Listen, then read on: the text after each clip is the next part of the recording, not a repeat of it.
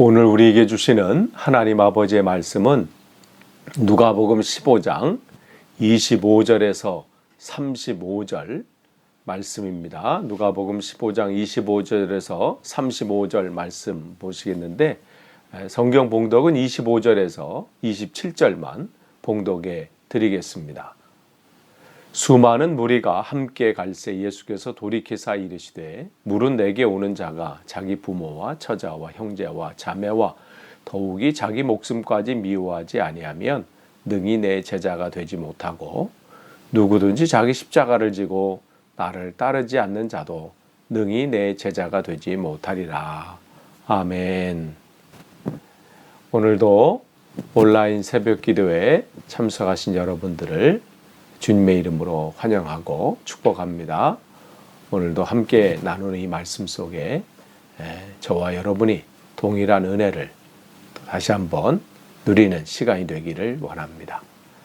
오늘은 누가복음 14장 25절에서 30절까지 35절 말씀까지 우리 보도록 하겠습니다. 25절 말씀 보시면 이제 수많은 무리가 함께 갈새 예수께서 돌이키셔서 이제 말씀하십니다. 가르치시는 거죠. 그래서 무릇 내게 오는 자가 자기 부모와 처자와 형제와 자매와 더욱이 자기 목숨까지 미워하지 아니하면 능히 내 제자가 되지 못한다. 이렇게 했어요. 여기서 우리가 주목해야 될, 잘 봐야 될 말씀이 뭐냐면 미워하지 아니하면이에요. 여기서 미워하다라고 하면 그러면 주님은 제자가 되면 부모도 미워해야 되고 뭐 다 미워해야 되냐 이런 게 아닙니다. 예수님께서 여기서 쓰이는 이 미워하다는 얘기는 뭐냐면 예수님께서 평소 사용하시던 그 언어는 아람어예요. 아람어로 주님께서는 가르치셨습니다. 보통 이제 갈릴리 쪽 지방 사람들이 썼던 언어가 아람어고요. 보통 이제 예루살렘 쪽은 이제 히브리어를 많이 썼다면 갈릴리 쪽 사람들은 아람어를 많이 썼습니다. 페르시아 그 제국 이후 그때 이제 국제어로 통용했던 그 아람어를 계속해서 이제 그쪽은 사용하게 됐는데, 그래서 성경을 보면 아람어로 이제 했던 단어들이 그냥 나오는 게 있어요. 이제 우리가 여러분 성경에 있던 마라나타, 그것도 아람어죠. 마라나타. 그다음에 아바, 아버지 할 때 그 아바도 아람어입니다. 그래서 골고다, 이것도 이제 아람어예요. 그래서 그냥 우리 이제 개역 개정에는 우리 한글 성경에는 그냥 그렇게 아람어를 그냥 쓴 단어들이 많이 나옵니다. 그래서 예수님께서 잡히셨을 때도 아람어로 이렇게 했을 때 그 빌라도가 굳이 그 많은 사람이 듣도록 히브리어로 이렇게 얘기한 것을 보면 이제 예수님께서 이제 아람어를 많이 썼던 것을 이제 보게 되는데, 왜 제가 이 말씀 드리냐면 아람어에는 비교급이 없어요. 그러니까 우리가 이제 뭐 좋아한다, 나는 더 좋아한다, 많이 좋아한다, 뭐 이런 게 없다는 거죠. 그러니까 표현할 수 있는 방법은 좋아한다, 내가 이 사람 더 사랑한다, 그럼 덜 사랑한다, 이런 게 없어요. 조금 더 안 사랑한다, 이런 게 없고요. 그렇기 때문에 어떻게 해요? 사랑한다의 반대말로 쓸 수 있는 게 그냥 미워한다, 이렇게 표현할 수밖에 없는 거죠. 그러니까 이 표현은 뭐냐면 이런 거예요. 부모와 처자와 형제와 자매와 저기 자기 목숨보다 나를 더 사랑하지 아니하면 내 제자가 되지 못한다, 이런 겁니다. 미워하라는 뜻이 아니에요. 그러니까 이걸 잘못 외우면 미워해야 된다, 이런 게 아니라는 거죠. 그러니까 이 누가복음은 그대로 직역을 했어요. 그래서 미워한다 이렇게 됐다면 마태복음은 의역을 했잖아요. 그래서 마태복음 10장 37절에는 나보다 더 사랑하는 자는 뭐 이렇게 마태복음 그렇게 돼 있다면 그 정도의 차이라고 여러분이 생각하시면 됩니다. 미워하라는 그게 아니에요. 그래서 제자가 조건이 여기 주님께서 분명히 첫 번째로 말씀하죠. 제자의 조건의 첫 번째는 뭐냐? 우리가 찬송, 그러니까 94장의 새 찬송가 94장의 찬송처럼 주 예수보다도 더 귀한 것은 없네. 우리가 이 찬송을 할 때 바로 그런 고백이죠. 이 세상의 어떠한 것들, 그게 사람이든 물건이든 돈이든 어떠한 것든 주 예수보다 더 귀한 것은 없음을 고백하는 것. 이게 제자의 조건이에요. 예수님이 나의 전부이십니다. 그분이 나의 전부이심을 고백하는 것, 그분이 나의 최고의 우선순위입니다. 이렇게 고백하는 것이 제자의 조건이라는 거예요. 그러니까 비교의 대상이 없는 거죠.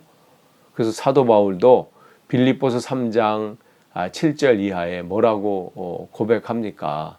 무엇이든지 내게 유익하던 것을 내가 그리스도를 위해서 다 해로 여길 뿐더러 또한 모든 것을 해로 여김은 내 주 예수 그리스도를 아는 지식이 가장 고상하기 때문이다. 예전에 내가 좋아했던 또 내가 유익했던 모든 것들, 그러면서 내가 그를 위해서 모든 것을 잃어버리고 배설물로 여김은, 그렇게 고백을 하고 있어요. 그러니까 예수님을 만나고 보니까 세상에 어떠한 비교할 대상이 없는 거죠. 세상에 그전까지는 야, 이게 내 인생을 붙잡는 거고 이게 내 인생이 전부구나. 야, 이거 없으면 어떻게 할 뻔했어 했던 그 모든 것, 그게 고상한 거든 유익한 거든 어떠한 거든 그거는 배설물에 불과했구나. 그러니까 비교 대상이 없는 거죠. 이게 제자의 첫 번째 조건이에요. 여러분은 어떠십니까? 지금 우리가 제자의 삶을 또 주님을 따라가고 그분을 닮기 원하고 예수 그리스도의 장성한 분량까지 자라기를 원하는데 우리는 어떤가요? 진짜 예수님 이외에 여러분이 예수님 한 분만으로 만족하십니까?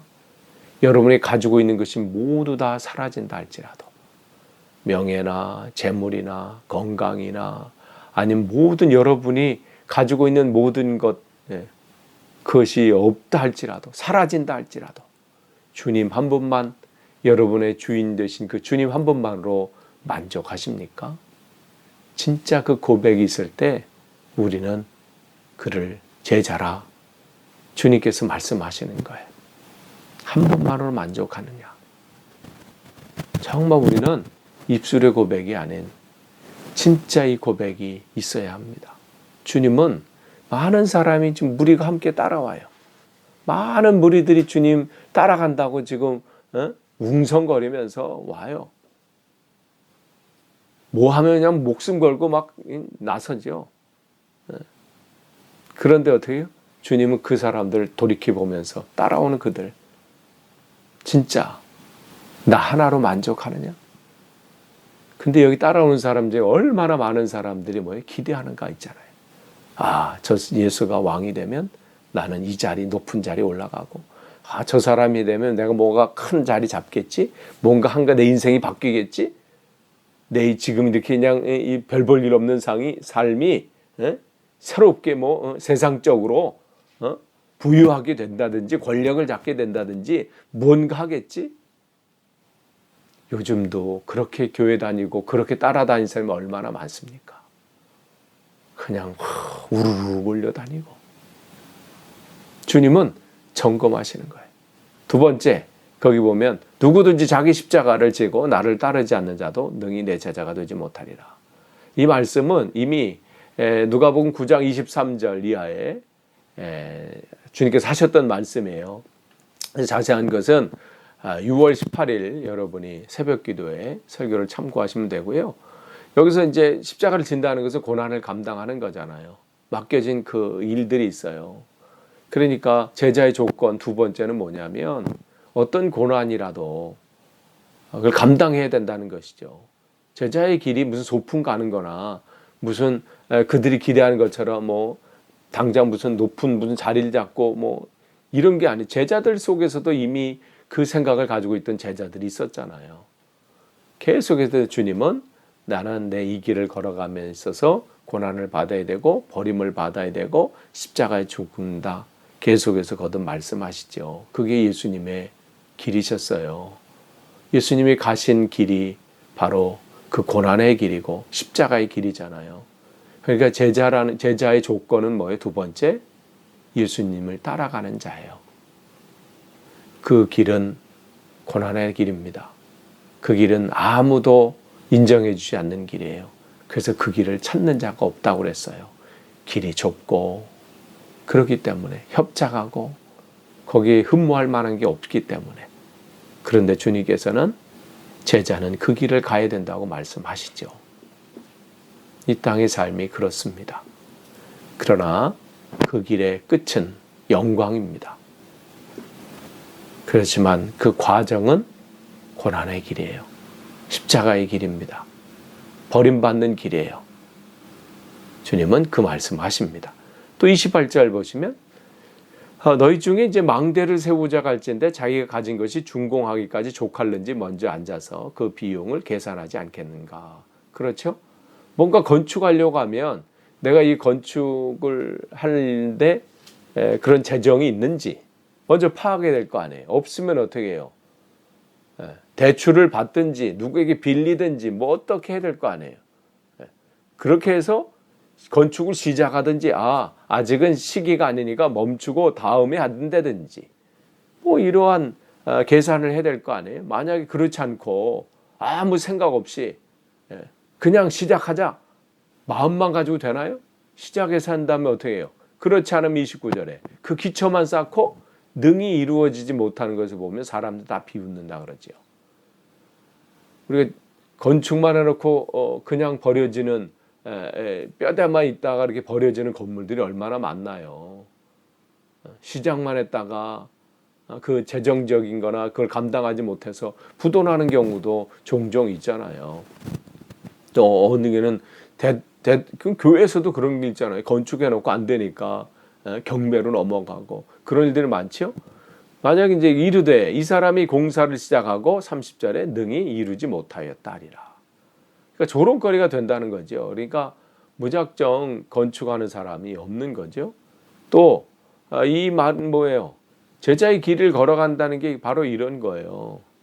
하나님의 나라를 이 땅에 이루기 위해서 어떻게 하면 어떤 면을 보면 건축하는 자잖아요. 이 땅에 하나님 나라를 이루기 위해서. 근데 그 일을 제자는 어떻게 돼요? 그 일을 마치 이 망대를 세우는 자처럼 이 건축하는 자처럼 자기가 감당할 수 있는 일인지를 점검해야 되는 거예요. 내가 과연 맡겨진 이 사명을 내가 감당할 수 있는가? 이걸 점검해야 된다는 거죠. 그냥 아무 생각 없이 그냥 남들이 이렇게 하니까, 남들이 교회 다니니까, 남들이 예수 믿으니까, 또 이 길을 걸어가려고 하니까 그런 게 아니라 내가 감당할 수 있는지를 점검해야 되는 거예요. 또 31절 보시면 또 어떤 임금이 이제 전쟁이 나왔을 때 그런 얘기하는 거잖아요. 앉아서 1만 명으로 저기 쳐들어오는 2만 명을 거느리고 오는 저 대적을 내가 싸워서 이길 수 있는가. 먼저 점검해보고 우리의 화력이든지 뭐 군사력이든지 모든 걸 점검하고 해볼 만하다. 그러면 싸우는 거고 이건 해야 그냥 100번 다 진다. 그러면 어떻게 해요? 전쟁 나기 전에 어떻게 32절에 아직 멀리 있을 때 아직 전쟁이 있기 전에 어떻게 가서 화해를 하라는 거죠. 이 더 악하게 되지 않도록 화해하라는 거예요. 그러니까 이건 마찬가지잖아요. 전쟁할 때 무작정 나가서 자기 감정이 이렇다고 자기 기분이 이렇게 안 좋다고 그렇게 하는 리더십이 있다면 나라는 망하는 거죠. 지금 감정은 이렇고 상황도 이렇지만 이게 정말 싸움에서 할 만한지 아닌지 점검한 다음에 그 다음에 전쟁을 하든 화해를 하든 결정을 해야 문제가 없는 거잖아요. 마찬가지예요. 지금 28절과 28절에서부터 32절까지 두 가지 지금 주님께서 비유를 하시면서 제자의 길을 설명하시면서 이 비유를 설명하시잖아요. 제자의 삶은 어떻게 되냐면 바로 이 하나님 나라를 이 땅을 위해서 망대를 세우는 자처럼 감당할 수 있는지 없는지, 또 오늘 이 임금이 이제 전쟁의 이 비유를 하면서 이 제자의 길을 걸어갈 때 어떤 일들이 일어나요? 영적인 싸움이 있어요. 그냥 그 길이 그냥 뭐 어디 소풍 가듯이 갈 수 있는 길이 아니잖아요. 이 제자의 길은 영적인 싸움, 치열한 영적인 싸움이 있어요. 내가 이것을 감당할 수 있는지를 점검해야 돼요. 내게 그만한 영적인 이 싸움에 있어서 무장되었는지, 내가 감당할 수 있는지 이것을 파악해야 되는 거죠. 나는 감당할 능력이 있는가? 여러분은 어떻습니까? 여러분은 이 제자의 삶을 또 주님을 닮아가는 이 길을 걸어가면서 성도의 삶을 살 때 여러분 이것을 감당하실 수 있으신가요? 망대를 건축하는 사람처럼 점검해야 될 거 아니에요. 내가 이거 감당할 수 있는 그런 사람인가? 또 이 영적인 싸움에서 내가 이것을 이겨낼 수 있는 능력이 있는가? 주님께서는 그 제자들이 그걸 점검하라는 거죠. 그러면 없으면 못 가는 건가요? 나 큰일 났네. 나 그런 재정적인 것도 없고 또 그러한 군사력도 없는데 망대 짓는 것 또 전쟁하는 것은 이제 끝났구나가 아니죠. 무슨 말씀 이 얘기는 이 다음 말씀 때문에 그래요. 33절 보세요. 이와 같이 너희 중에 누구든지 자기의 모든 소유를 버리지 아니하면 능히 내 제자가 되지 못하리라. 제자의 조건이 세 번째예요. 뭐냐면 왜 주님께서 그 망대 얘기를 하시고 또 이 임금의 전쟁 얘기를 하세요? 우리에게는 그 감당할 만한 능력이 없어요. 아무리 계산해 봐도 망대를 건축할 만한 그러한 능력이 없어요. 아무리 계산해도 지금 2만 명의 군사력이 오는 그 군사력을 감당할 수 있고 할 수 있는 우리에게 능력이 없다는 거예요. 그러면 어떻게 해요? 나 같은 거는 제자가 안 되는구나. 나 같은 거는 따라갈 수 없구나. 우리에게 포기하라고 말씀해 주시는 이건가요? 너는 알아서 포기해. 이런 게 아니잖아요. 뭐예요? 이 말씀이에요. 너는 안 된다는 거예요. 너는 그런 능력이 없고 그러한 힘이 없다는 거예요. 그렇기 때문에 어떻게 해요? 여기 보면 자기 모든 소유를 버리라 이 말씀 뭐냐면 너를 의지하지 말라는 거예요. 네가 가지고 있는 그거가 네가 할 수 있는 게 아니라는 거죠. 그거를 버린다는 것은 뭐예요? 주님을 붙잡는다는 거예요. 네 힘으로 되지 않는다. 네 방법으로 되지 않는다. 주님을 의지하라는 거예요. 주님을 의지할 때 어떻게 해요? 망대는 건축되어지는 거고요. 전쟁은 이기게 되어 있는 거예요. 그래서 사무엘상 17장 15절, 45절에 보면 다윗이 그 감당할 수 없는 모든 사람들은 거기 사울 왕을 비롯해서 다윗의 형이나 이스라엘의 모든 군사들은 지금 어떤 상태예요? 다 계산해 본 상태거든요. 망대를 건축하는 사람처럼 이건 우리가 아무리 계산을 해도 답이 안 나온다. 이건 우리가 우리 능력으로 할 수 있는 게 아니야. 지금 골리앗하고 해서 되질 않아. 지금 그래서 40일 동안 지금 숨어 있잖아요. 나서지 못하잖아요. 계산만 하고 있어. 어떻게 될까? 그때 다윗이 뭐라고 고백하나요? 너는 칼과 창과 단창으로 내게 나오지만 나는 네가 모욕하는 만군의 여호와, 이스라엘의 군대 만군의 여호와의 이름으로 내게 나간다. 전쟁은 내가 하는 게 아니다. 내게 속한 것이 아니다. 전쟁은 여호와께 속한 것이다. 이게 다윗의 고백이거든요. 근데 이 다윗의 고백이 그냥 성경이 예전에 다윗의 고백이 그렇게 있었지? 이걸 기억하는 게 중요한 게 아니에요. 이 다윗의 고백이 나의 고백이 되는 게 중요한 거예요. 주님은 제자는 그 고백을 하라는 거예요. 너를 의지하지 말아라. 네 소유가 많다고 그걸 의지하고 그거 되는 것이 아니다. 내 모든 것은 다 내려놓고 버리고 포기하고 나를 의지해라. 그럴 때 제자가 된다는 거죠. 제자의 조건이 이거예요. 제자의 조건 세 번째, 너를 의지하지 말라. 나를 의지하라. 이게 제자예요. 주님께서 나를 통해서 주님께서 하시는 거예요. 내가 하는 게 아닙니다. 우리가 뭘 얼마나 더 할 수 있겠어요. 자기 세상이 내 능력으로 내 걸 하려니까 얼마나, 특별히 대한민국이 요즘 기독교가 얼마나 욕먹습니까? 그건 사람이 하는 방법이에요. 사람이 하는 거. 그러니까 하나님의 그 일들을 방해하고 있잖아요. 그러니까 그들은 뭐 하는 거예요? 지금 성령을 회방하고 있는 거예요. 용서받지 못할 짓을 하는 거예요. 내에 의지하지 마세요. 사람의 힘으로 할 수 있는 게 아닙니다. 더 하나님 앞에 기도하면서 무릎 꿇고, 주님, 나는 주님만 의지합니다. 천부여 의지 없어서 주님만을 붙잡습니다. 할 때 주님께서 우리를 통해서 주님께서 하시는 거예요.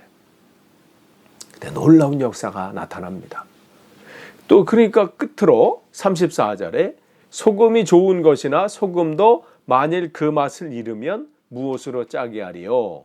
땅에도 거름에도 쓸데없어 내버리느니라. 들을 귀가 있는 자는 들을지니라 하시니라. 이 소금은 뭐예요? 소금의 생명은 뭐예요? 짠맛이에요. 그의 겉에 하얀 이거 무슨 이게 아니에요? 눈꽃처럼 하얀 이게 중요한 게 아니고요. 그 소금의 무슨 겉모습이나 또 소금에 우리는 이만큼 양이 이만큼 있어. 그 양에 있지 않잖아요. 한때는 소금으로 이 월급을 받기도 하고 이렇게 했는데 그만큼 중요한데 양이 많다고 나 이만큼 받았어요. 이게 중요한 게 아니잖아요. 그 맛이 중요한, 그 짠맛이 중요한 거거든. 그게 생명이에요. 그게 사라지면 그건 쓸데가 없는 거죠. 왜 주님께서는 또 제자의 이 길을 걸어가면서 왜 이 말씀을 또 하세요? 바로 제자의 조건이 네 번째예요. 그 안에 뭐예요? 생명이신 주님이 있는 자. 이게 제자예요. 겉으로 가서 으쌰으쌰 구호가 외친다고 제자도 아니고요. 우리는 이만한 규모입니다.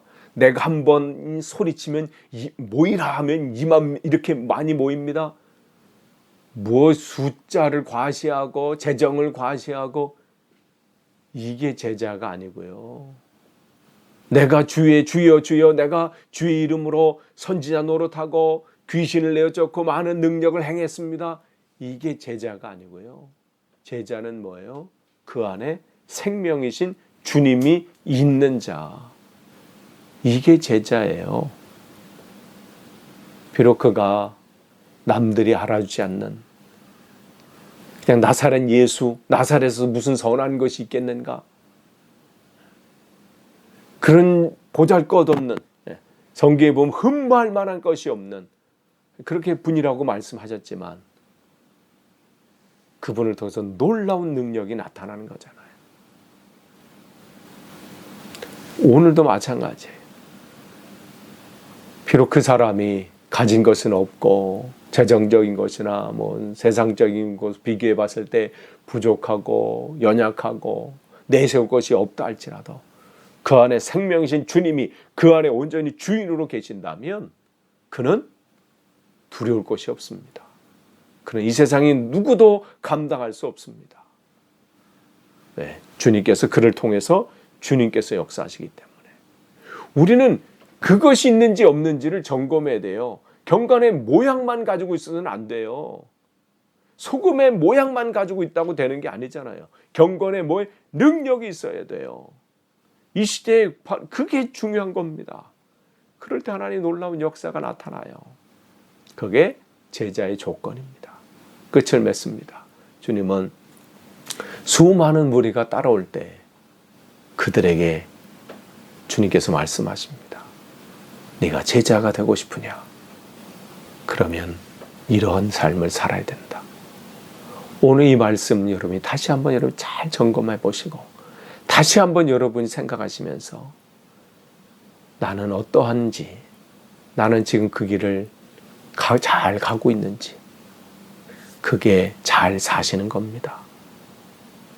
재정적인 것이 부족하다 할지라도, 건강적인 것이 부족할지라도, 모든 것 세상의 것이 부족하다 할지라도 여러분이 주님을 따라서 오늘도 하루하루 잘 가시면요, 그것이 여러분이 잘 사시는 것이고 오늘도 하나님 나라로 잘 가는 겁니다. 오늘도 온전히 제자의 삶을 잘 사시기를 간절히 축원합니다. 기도하겠습니다. 하나님 감사합니다. 오늘도 말씀을 주셨습니다. 정말 내가 오늘 주님을 따라가는 그 무리들처럼 아무 생각 없이 주님을 따라가고 있는 것은 아닌지, 세상 사람들이 이렇게 움직이니까 또 누가 이렇게 하니까 그렇게 따라가는 것이 아닌, 진짜 내가 예수님의 제자로서 주님께서 기뻐하시고 주님께서 원하시는 그 삶을 살고 있는지 내 삶을 멈추고 다시 한번 점검하기를 원합니다. 바쁜 대로 사는 것이 아니라 한번 점검하고 내가 제대로 가고 있는지 내 방향을 점검하는 복된 하루 되게 하옵소서. 감사드리며 예수님의 이름으로 기도하옵나이다. 아멘.